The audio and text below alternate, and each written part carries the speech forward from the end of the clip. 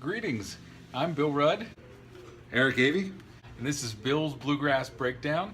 Eric is the lead singer and guitar player for the band Mountain Ride, and we're here at my favorite taco shop, A Place to Eat in Frostburg, Maryland. We're here talking about bluegrass and the future of bluegrass. First, though, let's talk about what's your favorite thing about bluegrass? My favorite thing about bluegrass has got to be the way that the music is so diverse with age groups, from young to old, and it's like a universal language. And how organic the music is too. Bluegrass can be played anywhere acoustically, but then again too, it's just the history of bluegrass and where it's come from, and how it's grown, but also how it stays, and how it's evolving. All right, so you're the lead singer and guitarist for Mountain Ride. Tell me how Mountain Ride came to be. On Christmas Day, I don't know the year, Kate's been playing upright bass for about 6 years now or so. But I handed her an upright bass one year on Christmas Day and said, "Here, do this." Kind of showed her a couple things so I could play and have someone playing with. We were home for Christmas. Then we started getting the idea we wanted to book some bluegrass shows and start playing some traditional bluegrass. And the beauty of playing traditional bluegrass is so many people know the songs. So I just started booking some shows without a band, and I would just find a banjo player or a mandolin player to just come and play these songs because they're traditional. So we did this for about a year or two, and to the point where we needed to. I'm a songwriter, and I wanted to start bringing my own music, but that's kind of hard to bring on stage live with somebody that's never heard a song before. So we wanted to start incorporating original music into it. So it went on for about a year or two. We had some amazing pickers like Pappy's. Pappy was one of the riders. Anthony Hannigan, Ernie Bradley, Hermanilla was one. He was like actually the first mandolin player to play with us. Steve Leonard, banjo. All of the friends that we're friends with now were kind of a part of Mountain Ride, getting us started. That's amazing. And it was once we started gaining a little bit of popularity and doing some original music, we needed to settle with a lineup. So slowly we developed a lineup that stayed. We got into a rhythm of bringing original music, and then to the point now where that's our main focus is. We developed our own sound. All of the albums that we've released so far. Our first one was self-titled Mountain Ride, and the second one was Time to Roll.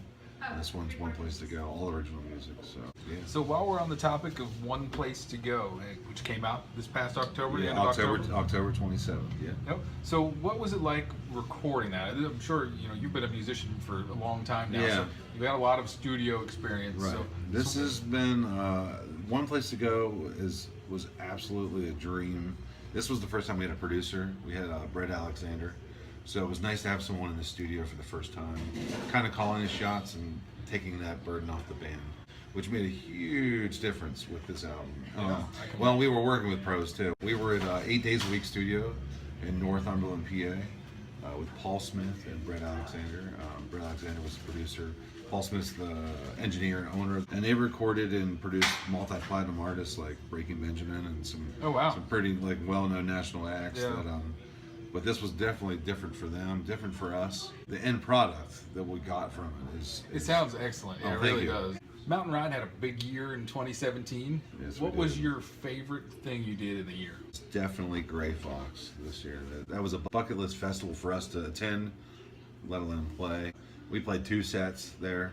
We were just received so well and got to see all of our heroes, there. And Gettysburg was a huge highlight for us. It was the most traditional bluegrass festival we've ever played, and they were so welcoming to our newer sound. Yeah. The other highlight always is our annual bluegrass festival that we hold, Camp Bluegrass. Oh yeah, that's right. Which is our festival. That's in Greencastle, and that happens the second weekend in June every year. And there's always a link on our website, and we'll be releasing the announcement for the lineup for that beginning of the year. All right, so speaking of festivals, speaking of wrapping up the year, let's talk about 2018. What are you looking forward to most come 2018? Well, any bluegrass fan is always looking forward to festival season. So we're excited to see what kind of festivals we're going to be announcing. Some pretty big ones, many to come that we don't know of yet. The highlight for us at the beginning of the year, we're actually flying to the Florida Keys January 12th to play the Bluegrass Festival. Oh, that's awesome. We're also playing Wilmington, Delaware Bluegrass Festival in March with the Gibson Brothers, Country Current, the That's Navy great. Band. Yeah, but the Florida Keys, that's with Billy Strings, Jacob's Ferry Stragglers, which are friends of all of ours. So Eric, who right now, besides Mountain Ride, do you think represents the future of bluegrass? I would have to say the infamous String Dusters.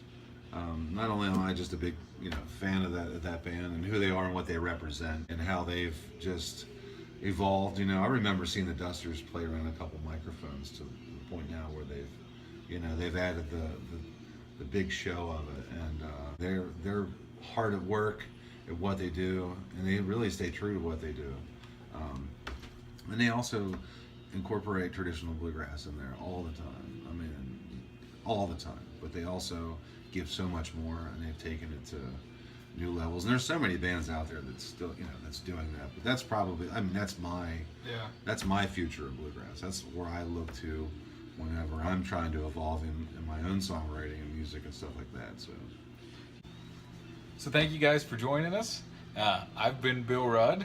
This has been Eric Avey, from the band, Mountain Ride, and you can check them out at mountainridebluegrass.com. and on Facebook and Instagram and all those places, just like you can find me on Facebook and Instagram and my Bill Rudd's Bluegrass Breakdown YouTube channel. So thank you all for joining us, and hope to see you at a show soon. Thank you very much. Oh, thank you for having me. And Hell yeah.